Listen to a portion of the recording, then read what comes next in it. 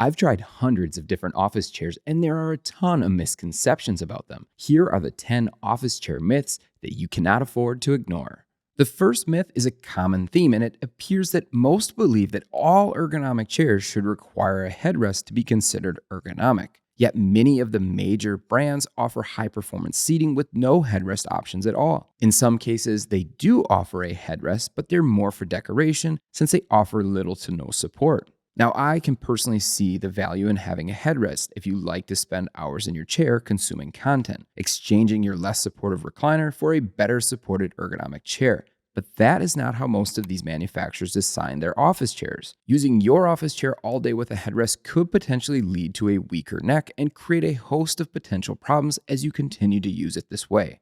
Many of us assume that a thick padded seat is good for us long term. I mean, we all dream of that big pillow top fluff that we sink deep into and float on like a dream in the middle of our workday. But the reality is that you need to have a supportive seat, and the recommendation for the vast majority is no thicker than 1.5 inches to 2 inches thick. We really need supportive seat pans that allow us to move around freely with a waterfall front for good blood flow in our legs throughout our day. Now, Alan Hedge, the godfather of ergonomics, said it best. A thick, soft seat might feel good at first, but over time, it is likely to be very uncomfortable.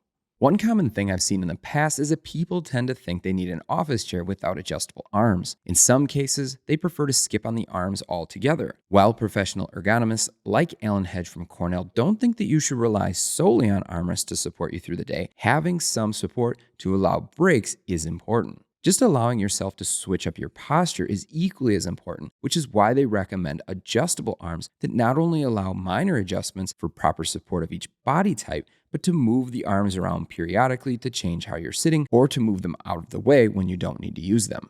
The thought that any office chair will be comfortable sitting for 14 plus hours every day for weeks, months, and years at a time is just a major mistake in my opinion. Doing too much of any one thing will likely cause soreness, and sitting in an office chair without breaks is another great example of this. Switching it up by taking breaks throughout your day or looking into possibly something like a standing desk to allow yourself to continue to work while standing up will at least let yourself change position and give your body a break from that same seated position.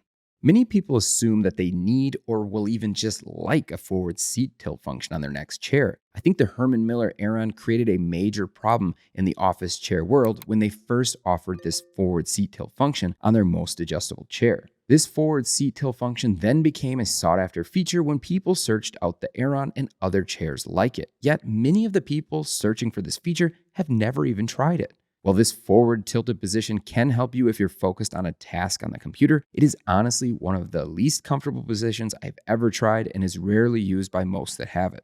Recently, a video popped up on my YouTube talking about a gas cylinder exploding into a person and killing them. This story is actually well over 10 years old and originated from a 14-year-old boy that was supposedly killed from a gas cylinder exploding under his chair and leading him to bleed out.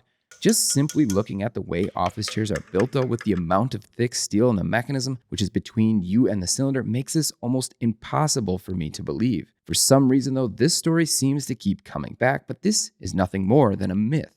Office chairs can be as cheap as $50 and more expensive than a few $1,000s, and paying more doesn't automatically guarantee it will be comfortable for you. Now, most will see the benefits of a more expensive chair like better durability, a longer warranty, and in some cases, being more comfortable overall. But just because it's expensive doesn't guarantee that it will be more comfortable for you or even fit you for that matter. A chair like the Herman Miller Aeron is a great example. Now, this retails for over $1,700 and features some of the best materials available, and many are still in use 20 years later. But this is one of the most polarizing with its mesh seat and hard frame, leaving a lot to be desired for people who don't necessarily like sitting on mesh.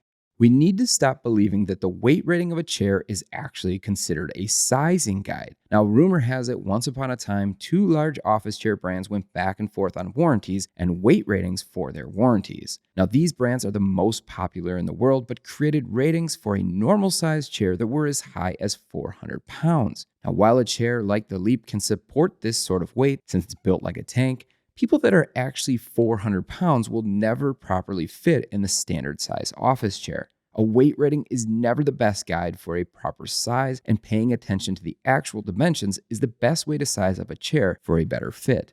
It seems a bit crazy that we should think that chairs shouldn't make noise, but there are countless threads on Reddit and comments on YouTube with videos about questions related to the noises that someone's new chair or a chair that's weeks or months old is currently making. Now, the thought process here is pretty simple. My office chair is bad because it makes a squeak, creak, groan, clank, etc. But the truth is, any office chair that has movement to it is likely to make some noises at some point. Now, we've brought in hundreds of different brands and models through our offices for testing, and regardless the price tag, all of them have made some sounds. Now, some are definitely worse and more annoying than others, but a little white lithium grease or dry lubrication with PTFE can go a long way to reducing the sounds from metal or plastics rubbing.